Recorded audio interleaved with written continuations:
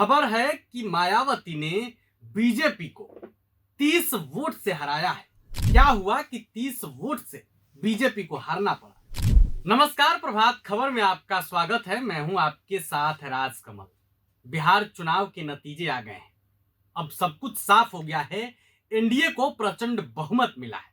महागठबंधन को तो इतनी कम सीटें मिली है जितना एग्जिट पोल में भी नहीं दिखाया गया था, यानी अनुमान से भी बहुत कम।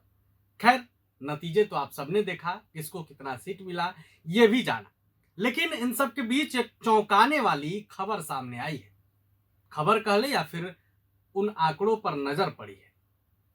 खबर है कि मायावती ने बीजेपी को 30 वोट से हराया है। बिहार में ही एक ऐसा सीट है जहां से मायावती की पार्टी बहुजन समाज पार्टी ने बीजेपी को हरा दिया है, वो भी महज 30 वोट से। हमारे साथ हमारे सहयोगी प्रशांत है, ये बताएंगे कि वो कौन सी सीट है और आखिर क्या हुआ कि 30 वोट से बीजेपी को हारना पड़ा। प्रशांत, खबर तो आपने भी देखी होगी, देर रात से ही खबर वायरल है कि 30 वोट से मायावती की हाथी ने कमल को कुचल दिया है। कौन सी सीट है? देखिए, ये जो सीट है बिहार में बेहद ही हॉट सीटों में से एक है।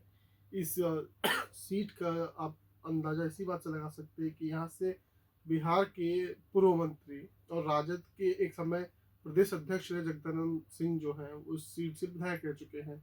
ये सीट है कैमूर जिले की रामगढ़ विधानसभा सीट, जो कभी राजद का गढ़ थी, फिर बाद में उपचुनाव में इसे बीजेपी ने अपने कब्जे में लिया और अब जब 2025 का विधानसभा चुनाव हुआ है तो बीजेपी के कमल को मायावती के हाथी ने, जैसा आपने कहा, कुचल दिया। सबसे दिलचस्प बात यह है कि हम ऐसे समझते हैं, जो 2020 में चुनाव हुआ, फिर 2025 में चुनाव हुआ। 2020 से 25 चुनाव तक यहाँ 3 अलग अलग पार्टियों के कैंडिडेट रहे हैं।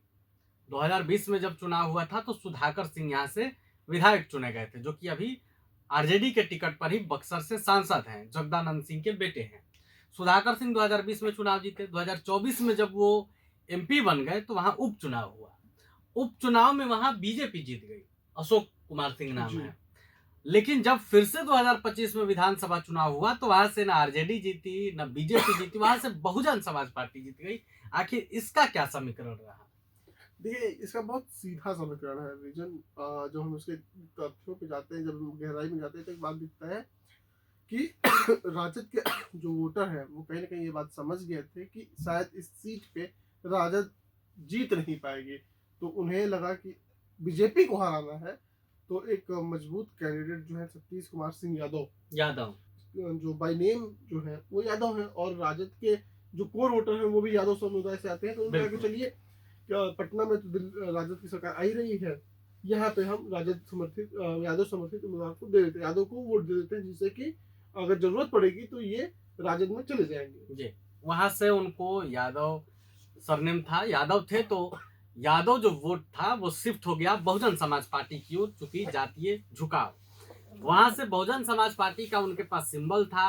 जो क्षेत्र है रामगढ़, प्रशांत, मुझे लगता है कि उस क्षेत्र में एससी एसटी की संख्या काफी अच्छी है। हाँ, ये नो डाउट, इसमें कहीं से दो मत नहीं है कि यहाँ पे ईबीसी और एससी कम्युनिटी जो है वो डोमिनेटिंग कास्ट है, और इसके साथ ही बसपा के जीतने का सबसे बड़ा रीजन है कि ये सीट जो है उत्तर प्रदेश से लगती हुई है। तो उत्तर प्रदेश से लगती हुई कई चीजें, भाषा, बोली, पार्टी का भी प्रभाव है। तो ये दिलचस्प खबर है कि जहां एक तरफ बिहार में महागठबंधन और एनडीए के बीच लड़ाई होती है, तो वही इसमें अब 30 वोट से मायावती की पार्टी ने बीजेपी को हरा दिया है। इस खबर पर आपकी क्या राय है? आप अपनी राय कमेंट बॉक्स में रखेंगे। वीडियो देखने के लिए आपका धन्यवाद। प्रभात खबर .com, विश्वास वही, रफ्तार नहीं।